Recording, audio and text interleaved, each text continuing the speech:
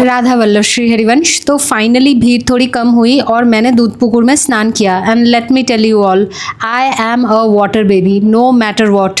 भले वो पुकुर हो, नदी हो, समुंदर हो, दिन हो या रात हो, वाटर बॉडीज देखते ही मेरा दिमाग खराब हो जाता है।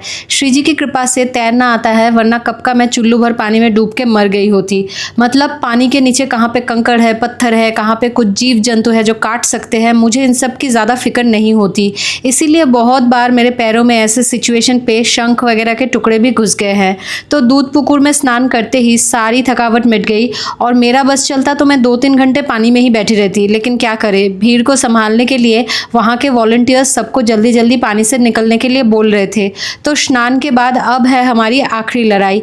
बाय द वे, किसी डिवोटी ने एक बार कमेंट में बोला था कि जिस पात्र में आपने जल कैरी किया है उसमें महादेव की छवि बनी हुई है, तो आप इससे ना जहाँ तहाँ मत फेंकिएगा।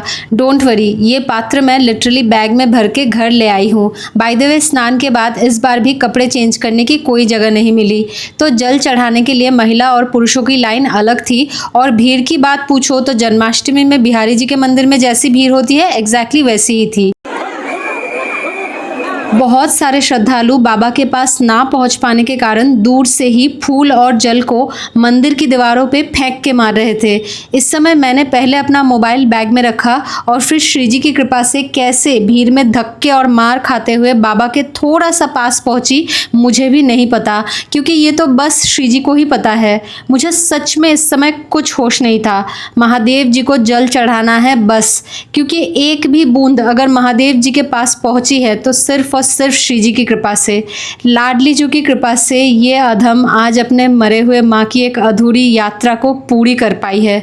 मंदिर से बाहर निकल के मैंने पहले अपने माथे पे रज लगाया और कुछ देर बैठ के सांस लिया। अब बस घर जाना है, श्री जी के घर। इस समय मुझे बहुत रोना आ रहा था, शरीर के दर्द की वजह से नहीं, लेकिन श्री जी की अहेतुकी कृपा के बारे में सोच के।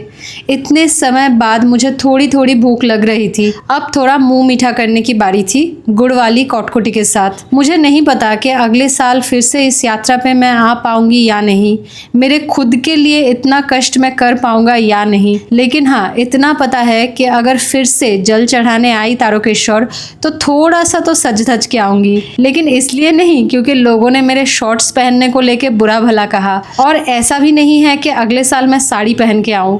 भले ही कुर्ता पजामा पहन के आऊं, लेकिन अच्छे से बाल वाल बना के, सुंदर क्लिप्स, काजल, झुमके, बिंदी, ये सब पहन के आऊंगी। मेरे सिचुएशन ने मुझे जितना भी बाहर से लड़का बनाने की कोशिश की हो, श्री जी ने तो मुझे लड़की ही बनाया था ना। राधा वल्लभ श्री हरिवंश।